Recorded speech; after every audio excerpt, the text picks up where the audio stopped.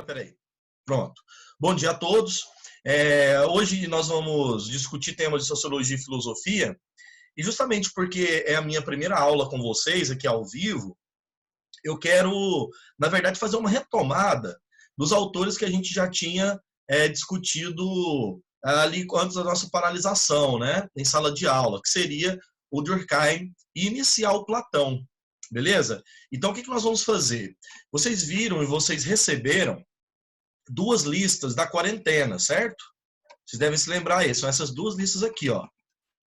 Eu vou compartilhar a tela para vocês dar uma olhada, beleza? Ó, essa é a primeira. Vocês receberam essa lista aqui, a lista do Durkheim, beleza? Que tem essas questões aqui, ok? E vocês também receberam essa lista 2, que é uma lista do Platão, certo? Então, o que eu vou fazer nesta aula? Eu vou fazer uma retomada rápida, tá, das teorias do Platão e do Durkheim, então na sociologia primeiro e depois na filosofia. E aí, adiante da aula, a gente vai tirando dúvidas, tá, dos exercícios que vocês fizeram. Pode ser? Fica assim combinado? Lembrando que, durante a minha explicação aqui, vai ser rapidão, vou só fazer uma pincelada neles e a gente vai resolvendo exercícios para tirar a dúvida de vocês. Os exercícios, quem tiver dúvida, pode mandar no chat. O chat vai ficar em aberto aí durante toda a nossa aula. Tranquilo? Para ficar de boa aí, para a gente, né, tranquilizar vocês. Então, eu vou desativar o som de todos aqui. A partir de agora, mandem aí no chat quem tiver dúvida, alguma coisa desse nível. Tranquilo? Então, vamos lá. Primeira coisa importante para a gente começar a nossa aula, meninos, é fazer uma retomada rápida, né? Então, bem-vindos à Matrix. Fazer uma retomada rápida do pensamento de Émile Durkheim. Dentro da sociologia clássica, não há autor mais importante do que o Durkheim, por vários motivos. E um desses motivos que eu creio, né, que é fundamental, é justamente porque o Durkheim foi o primeiro teórico a construir uma sociologia de fato acadêmica, uma sociologia que tenha metodologia, entende? Ele tira a sociologia daquele campo lá muito abstrato que o Comte criou, né? Aquela teoria kantiana de acreditar numa sociedade perfeita e tal. Mesmo que Durkheim também seja positivista, como Auguste Comte era, ele não tem aquelas crenças metafísicas, né, que a ciência vai resolver os problemas da humanidade. Durkheim, sim, é um cientificista, mas aquela crença quase inocente de que a gente está caminhando para uma sociedade perfeita e coesa, isso não existe no pensamento dele. Temporalmente, o Durkheim ele também é importante porque ele nasce em 1858 e morre em 1917. Numa época, no momento da Europa, que nós estamos na consolidação da segunda revolução industrial e principalmente, né, das consequências dessa revolução.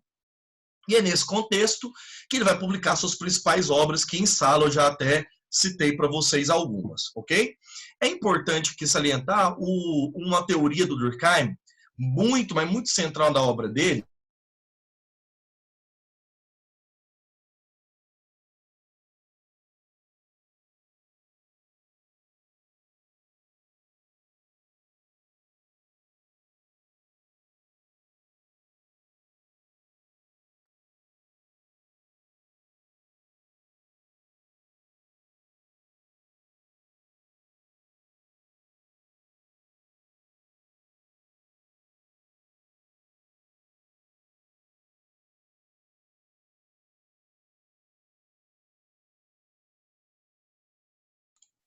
Agora consegue me ouvir, meninos?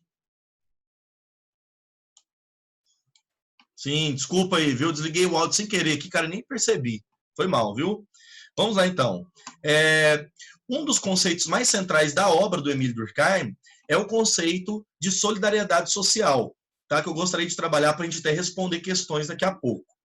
Solidariedade social é um conceito que ele escreveu nessa obra aqui, ó, Livro da Divisão do Trabalho Social, de 1893. Uma obrazinha clássica do Durkheim e que tem uma influência assim, no pensamento geral dele muito grande.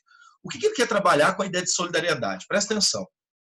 Todas as sociedades constroem um nível de contato entre os indivíduos. O nível de interação e relação que os indivíduos possuem.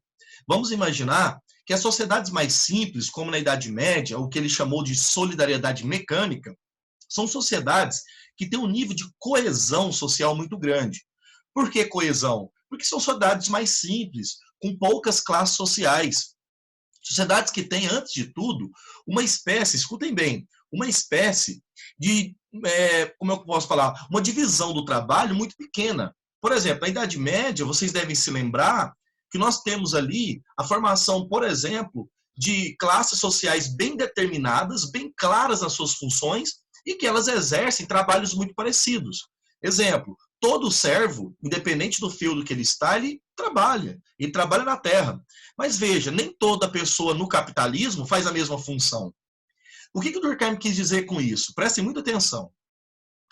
É possível separar as sociedades humanas em dois níveis. O que ele chamou de sociedades simples e sociedades complexas. Ou, em outras palavras, solidariedade social mecânica, solidariedade social orgânica. Então, solidariedade mecânica são, como eu mostro aqui no slide, ó, sociedades tradicionais, pré-industriais. Os indivíduos têm muita semelhança nas suas funções. Veja, todo servo, ele ara a terra, ele planta, ele colhe, ele paga o imposto. Diferentemente, na solidariedade de tipo mecânica, como dá para ver aqui do lado direito, onde o nível de forma de organização é muito mais diversificada. É uma sociedade industrializada. Os indivíduos exercem funções muito especializadas. Vamos imaginar que com o desenvolvimento da modernidade, o grau de especialização do trabalho só aumenta. Nós, a cada momento que passamos, exercemos funções dentro da sociedade bastante específicas dentro de um todo. Então, o que o Durkheim quis dizer? Que na solidariedade tipo mecânica, nós temos uma baixa divisão do trabalho, enquanto na solidariedade capitalista, industrial, nós temos uma alta divisão do trabalho. Beleza? Então, veja, sociedades pré-capitalistas, mecânica, sociedades capitalistas, solidariedade orgânica. Essa divisão dele é importante para a gente entender que o nível de consciência que as pessoas têm na solidariedade mecânica, ela é muito mais coesa. A solidariedade, o nível de consciência coletiva que as pessoas têm, elas são mais coesas, são mais duras. Por exemplo, quando Durkheim foi entender o que é consciência, ele vai falar assim, olha, como é que os indivíduos têm certas ideias? Ele fala, as ideias são construídas por uma sociedade e impostas coercitivamente sobre os indivíduos. Portanto, uma sociedade de solidariedade social mecânica tem um nível de coesão das ideias muito maior que uma sociedade capitalista. Vamos fazer um exemplo bem banal? Vamos imaginar uma cidadezinha pequena do interior e uma megalópole. Pega São Paulo e uma cidade pequena aqui do interior de Goiás aqui. Uma cidade do interior de Goiás, é possível ver por ela ser pequena uma forma mais, ou menos, desculpa, diferenciada das formas de pensamento. E quando você vai para uma cidade, uma megalópole, que tem 5, 10, 15 milhões de habitantes, você vê um aumento muito grande dessa diversificação em nível do pensamento social. Beleza? Agora, eu quero responder com vocês questões do Durkheim, tá? Nós vamos para a lista 1, para responder as questões do Durkheim, e quando eu terminar de tirar essas dúvidas, eu vou para discutir o Platão, e aí a gente vai responder as questões da lista 2.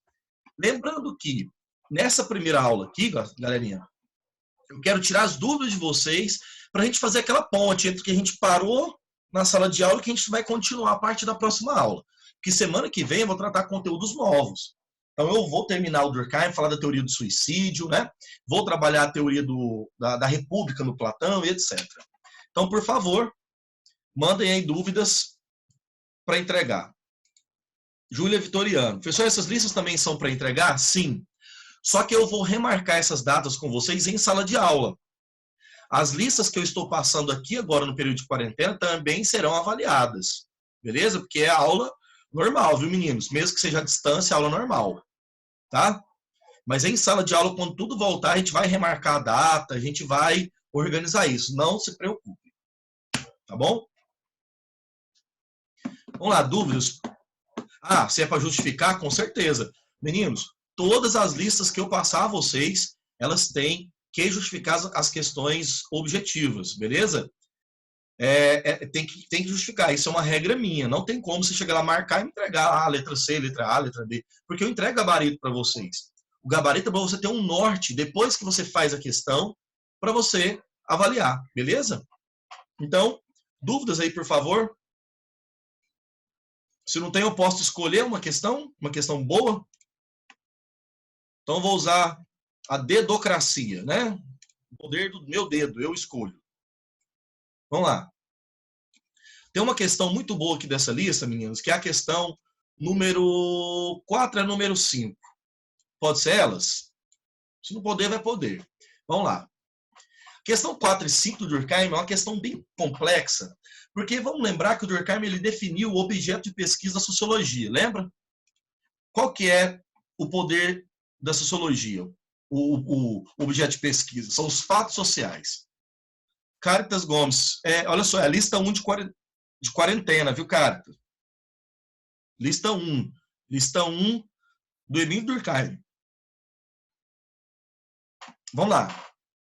Vamos na questão 4, então, da lista. Ela diz assim, ó. Analisa as proposições a seguir que se referem ao pensamento de Durkheim. É uma questão, então, de alternativas, e mesmo que isso seja um pouco ultrapassado, né, para o caso do Enem, a gente tem muito conteúdo nelas. Por isso que eu escolho muitas questões de somatória, porque ela é muito conteudista, que são questões boas. Vamos lá.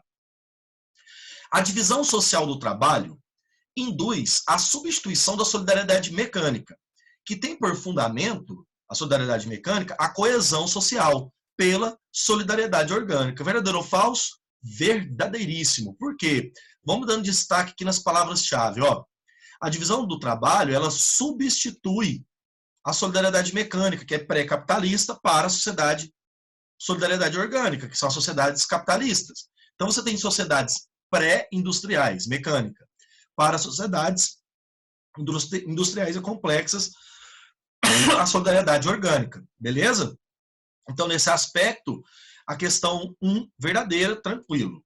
2, a solidariedade mecânica é caracterizada, a mecânica, pela cooperação entre indivíduos e grupos, segundo a correlação de suas funções sociais. Enquanto a solidariedade orgânica tem por fundamento a adesão total do indivíduo ao grupo a que pertence. Opa, o equívoco está justamente onde eu grifei. Adesão total. Uma das características da solidariedade orgânica é o aumento no nível de individualização. O que significa? Os indivíduos nas sociedades modernas, capitalistas, tendem a ser mais isolados dos grupos sociais. A família, igreja, religião, trabalho, não se torna necessariamente uma obrigação. Na verdade, os indivíduos até trabalham, mas são mais isolados. Nós somos levados a ser mais individualistas, então nós não temos essa adesão total do indivíduo. Então, 2 é falsa. 3, a mudança nos modelos de solidariedade que fundamentam as sociedades implica transformações nas estruturas sociais, inclusive nos seus fundamentos morais. Com certeza, galera. Quando muda o nível de solidariedade social, muda também questões morais. Como assim, professor? Regras. Veja que mesmo que algumas regras de moralidade remontam lá na Idade Média, nós temos com o capitalismo novas noções. Por exemplo, moralmente, hoje uma pessoa casar e não ser virgem, por exemplo, é uma coisa comum. Na Idade Média, num período de outra sociedade, isso é uma aberração. Beleza? Então, nós temos uma dificuldade de entender que os indivíduos eles têm um fundamento moral que é variável. Beleza? Tranquilo? Karen Araújo, essa lista não foi enviada para a gente. Uai, meninos, então não estou entendendo. Porque essa lista foi enviada. Foi enviada para terceiro e curso. Foi enviada ontem no grupo? Não, mas ontem não, né, gente? Eu mandei ela tem tempo. Qual é a lista de Durkheim que vocês têm? Deixa eu conferir aqui, porque nos meus arquivos eu tenho aqui. Se vocês têm dúvida? Eu não sei não, viu, galera? Eu vou conferir com o Célio depois, mas eu mandei sim, viu?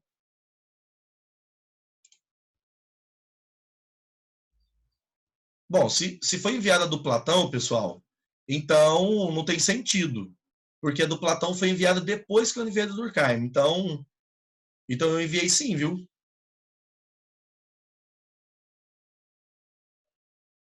Então, vamos fazer o seguinte, nessa aula de hoje, deixa eu ir resolvendo essas questões que aqui estão, tá? Porque são questões profundas, mas vocês estão podendo ver aí pelo slide, né? Pela tela.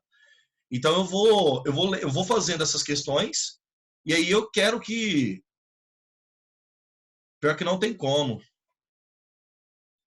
Só se você compartilhar a sua tela, se você tiver ela aí, Karen.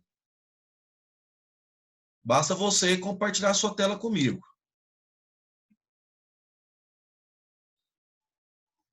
Compartilha aí, por favor.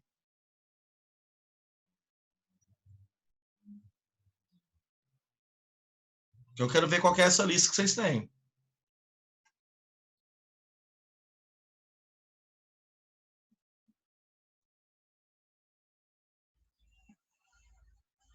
Ah, tá. É de texto. Ótimo. Vai passando para o lado aí, por favor. Ativei o áudio. Professor, passaram essa daí ontem, e aí teve uma que as meninas estavam falando do Platão, que foi a primeira que eles passou.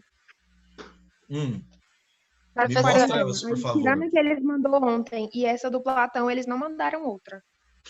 A parte de atividades é essa daí, ó. Essa do Durkheim, né? É. Beleza, sem problema. Vamos fazer o seguinte, então, deixa eu ver se eu tenho ela aqui no meu material aqui. Porque não tem sentido, cara, tá estranho. Tá, deixa eu ver aqui.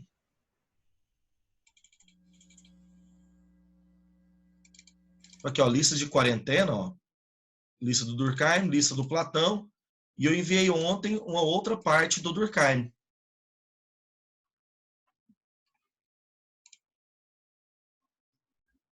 Só um minutinho que tá abrindo aqui. Eu vou abrir outra sala de aula pra gente, tá? Não fiquem preocupados com o tempo aí, não. Que eu vou abrir outra para nós. Bom, aí, ó. Eu tenho aqui outra lista aqui. Mas aí, ó. Essa aqui foi a lista 3, eu enviei ontem.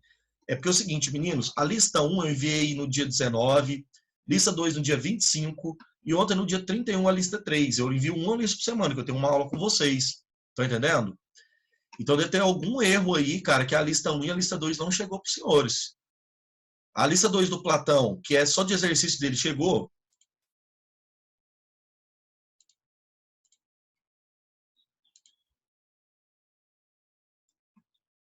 Gente, essa foi a primeira que vocês receberam. Então tá. Então nós vamos fazer o seguinte, vamos resolver essa lista aqui, ó, que eu vou até compartilhar a tela que está aberta aqui, a lista 3. Essa aqui eu já tinha encaminhado ela ontem, né? É essa aí, não é?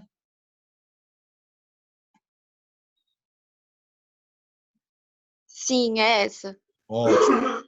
Não, então beleza. Então vou fazer o seguinte, eu vou conversar com o Célio depois, porque essa lista 1 e 2 vocês têm que ter ela, tá? A lista da quarentena, que é a primeira do Durkheim, exercíciozinhos mais introdutórios. Lista 2, essa lista aqui do Platão, que vocês estão vendo, ó. Tá? Só de exercício do Platão. E essa 3 que vocês já têm, ó. Que seria então essa lista aí do Durkheim, tá? Beleza? Deixa eu terminar de responder só essa questão aqui com vocês, que aí fica mais tranquilo, tá? Porque é uma questão também importante. Beleza?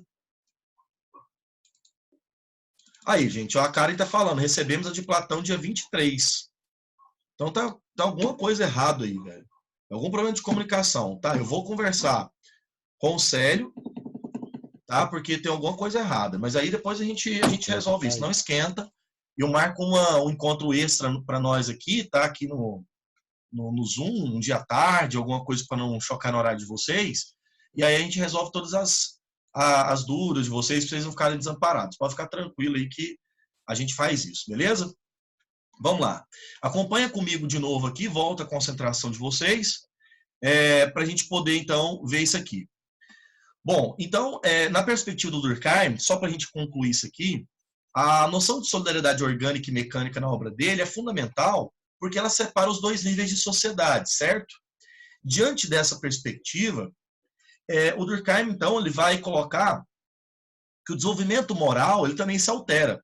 muda a sociedade, com certeza muda as regras de moralidade, etc. Então, o gabarito correto aqui, facinho, né? 1 e 3, certo? Agora vamos para uma questão mais espinhosa. Esse aqui é um pouco mais cabeludo, tá? Vamos lá. Acompanhem todos, por favor.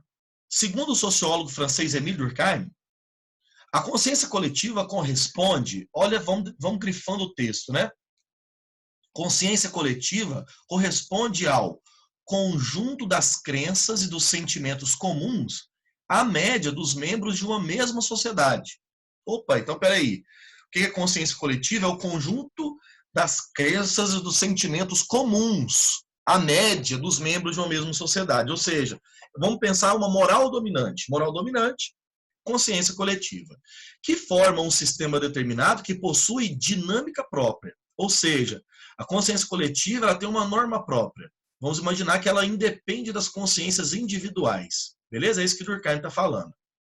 Ou seja, existem certos padrões morais estabelecidos pela sociedade aos quais as pessoas devem obedecer, como deveres por ela impostos, cuja natureza obrigatória da moral caminha conjuntamente à manifestação voluntária da vontade de segui-la. Ou seja, a gente segue voluntariamente uma espécie de consciência coletiva, mas que ela independe da gente.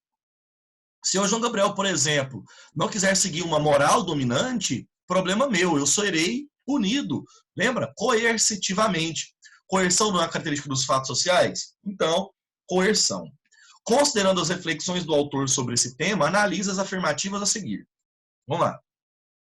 A consciência coletiva produz um mundo de sentimentos, de ideias, de imagens e independe da maneira pela qual cada um dos membros dessa sociedade venha manifestá-la, porque tem uma realidade própria. Verdadeiro ou falso?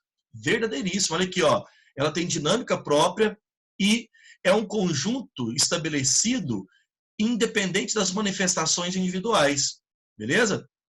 A gente segue essa sociedade, ele segue esses valores, na verdade, da sociedade, independente se a gente concorda ou não. 2. A consciência coletiva recobre todas as áreas de distintas dimensões na consciência das pessoas, independentemente de que esteja inserido numa sociedade simples ou mesmo numa sociedade complexa. Verdadeiro. Consciência coletiva existe em toda a sociedade, seja ela simples ou complexa. Tanto a Idade Média quanto a sociedade atual, existem normas de moralidade. Então, existem sociedades que têm, consciências coletivas. Quanto mais simples é a sociedade, mais extensa é a consciência coletiva. Lembra que eu falei isso agora para vocês? Quanto mais a solidariedade é mecânica, mais é comum ter consciência coletiva, é mais coeso. Maior é a coesão entre os participantes da sociedade, o que faz com que todos se assemelhem. E por isso os membros do grupo sintam-se atraídos pelas similitudes uns com os outros. Olha que interessante, né? Se você pegar a Idade Média, por exemplo, feudalismo, o nível de consciência coletiva que um nobre tem, que um clérigo tem e que um servo tem é muito parecida. Porque então é uma sociedade que tem um grau de coesão muito forte. Então, verdadeira. Na sociedade complexa, o ideal moral é imutável, a moral não muda. E uma vez que ela surge, impossibilita a sua modificação. Impossibilita a sua modificação e evolução, por mais que se modifiquem as condições de vida social. Completamente falso, né, meninos? Porque todo ideal moral é mutável, toda sociedade muda moralmente, beleza? E a gente não tem como falar de uma sociedade que é completamente assim, rígida no sentido moral. Gabarito correto, letra B de Bosque, beleza? Gabarito correto, letra B. Tranquilo? Olha só agora uma questão que está aqui nessa lista do Durkheim com vocês. Pode ser até aquela lista que você já tem acesso desde ontem. Deixa eu ver se eu encontro ela aqui. É a parte 2 aqui, ó. Eu trouxe uma questão que é bem interessante, que é a questão número 4 da lista que vocês receberam ontem do Durkheim, que vocês têm acesso. Ela se chama aqui, meninos, para mim, ó, lista 3 da quarentena. Beleza? Essa que tem um textão sobre o Durkheim e as questões aqui, para vocês estudarem. Certo? Vamos resolver essa questão, que ela é muito boa, tá? Vamos lá. De maneira geral, é fácil compreender que os indivíduos só podem ser submetidos a um despotismo coletivo, pois os membros de uma sociedade só podem ser dominados por uma força superior. E só tem essa qualidade a do grupo. Uma personalidade qualquer, por mais forte que seja, nada poderia sozinha contra uma sociedade inteira. Esta, portanto, não pode ser subjugada contra a sua vontade. Galerinha, o que o Durkheim quis dizer com isso aqui, né? Na obra do Durkheim, presta muita atenção aqui comigo. Na obra do Durkheim, a composição de uma solidariedade de tipo social, ela é entendida como uma forma também de regras. Então, em todas as sociedades humanas, nós temos, por exemplo, uma composição, uma criação de normas que forjam e impõem sobre os indivíduos. Então, por exemplo, as regras da escola, não foi nós que determinamos. Não foi nem a escola. As regras da escola, por incrível que pareça, são determinadas por uma sociedade que impõe um desejo coletivo sobre os nossos pensamentos. Então, onde Durkheim está chegando à conclusão interessante aqui, né? De que a consciência coletiva ela é formada por esta imposição de valores e normas, certo? Então, vamos responder a lista aqui. Para Durkheim, os sistemas de dominação e de coerção são produzidos coletivamente. Verdadeiro ou falso? Verdadeiríssimo, tá? Os sistemas de coesão... Eita, saiu tudo aqui, velho. O ódio da tecnologia. Voltei. Para Durkheim, os sistemas de dominação e de coerção são produzidos coletivamente. Olha que doido, né? Para Durkheim, não é uma pessoa que domina uma sociedade, mas é a soma média de consciência coletiva que se impõe sobre a sociedade que forma ela. Beleza? Segundo Durkheim, as formas de controle social se originam nas ações individuais. Falso. Isso aqui, galerinha, é típico do pensamento weberiano, certo? Isso aqui é do Weber, que nós estudaremos daqui a umas 2 aulas. Emile Durkheim admite que a formação de um governo autoritário é resultado de uma dominação afetiva e carismática. Ó, mais uma vez, dominação é do conceito weberiano. A dominação afetiva e carismática, que vocês têm noção, na obra do Max Weber, corresponde, antes de tudo, meninos, a uma espécie de dominação que é feita ou pelo sentimento ou pelo carisma do dominador, que isso aí vai estar lá no Weber depois. Um governo autoritário, segundo as considerações de Emile Durkheim, é uma obra coletiva. Sim. Olha que doido, as populações elas pedem, de acordo com Durkheim, esse autoritarismo. Então não é fruto e desejo de uma pessoa que age sobre a sociedade, mas, antes de tudo, é um desejo coletivo. Ok? Vamos terminar? Conforme Emile Durkheim, um governo despótico só se mantém com o aval da sociedade que ele domina. Sim, é o que a gente chama de legitimidade. A gente dá legitimidade ao poder dominador. Vamos imaginar que eu dar um exemplo bem banal. As trapalhadas que o Bolsonaro tem feito, e ontem tentou voltar atrás, né? Tentou consertar, das falas públicas dele, tem aval de um grupo social grande. Se as pessoas não dessem aval ao que ele falava, ninguém nem se importava. Ignorava de tal forma que não estaria nem aí para o que o infeliz diz. Mas é claro, né? Uma sociedade, ela predomina esse desejo coletivo e coloca os governantes no poder porque é desejo deles. Fechou? Eu quero só encerrar aqui, que faltam apenas 7 minutinhos. Eu quero fazer uma pincelada geral no pensamento do Durkheim, para que agora eu vou abrir uma outra aula, rapidão, para a gente resumir o Platão, beleza? Já que vocês receberam a lista do Platão já tem tempo, de acordo com a cara dia 23, então eu vou terminar o Durkheim aqui, iniciar o Platão e já mandar o link para o Célio aqui de uma nova aulazinha nossa. Pode ser? Bom, vamos então partir do seguinte pressuposto. A primeira coisa importante é o seguinte.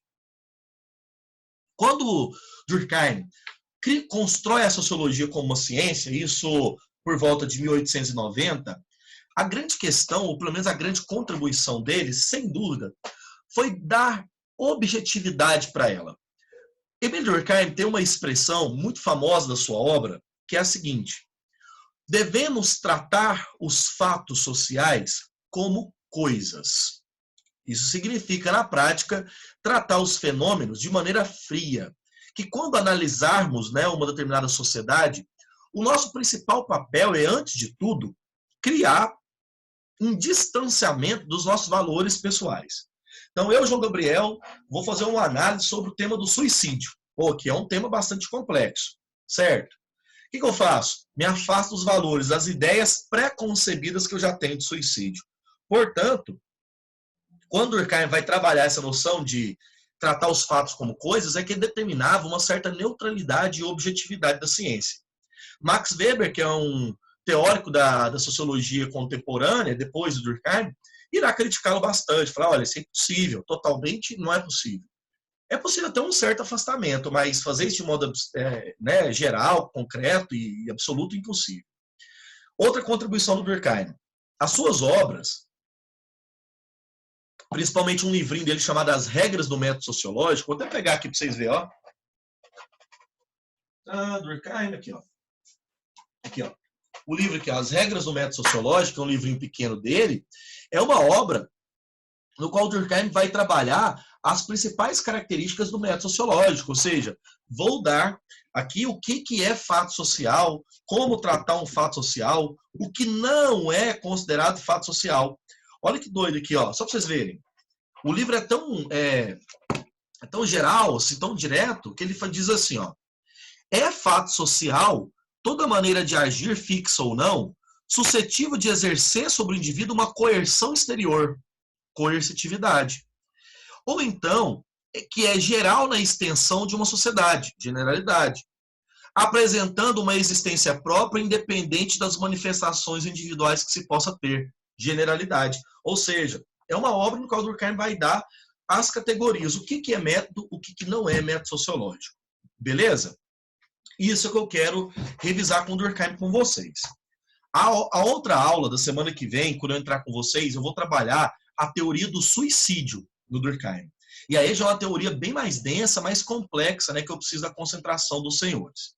Ok? Vamos começar o Platão e quando faltar 30 segundos, eu encerro a aula e já mando o link lá para o Célio postar para vocês de novo. Ok? Vamos lá. O que nós temos de tão importante, né? Por exemplo, na teoria do Platão.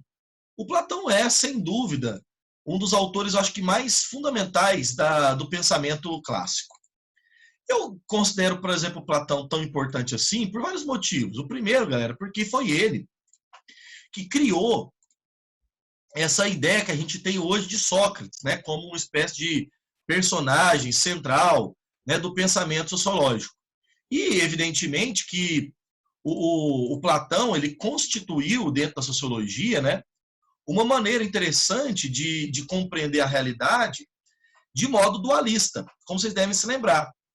E nesse dualismo do Platão, né, tem essa separação que vocês conseguem ver aqui, tá? É a separação do Platão entre mundo das ideias e mundo sensível, ou mundo inteligível e mundo sensível.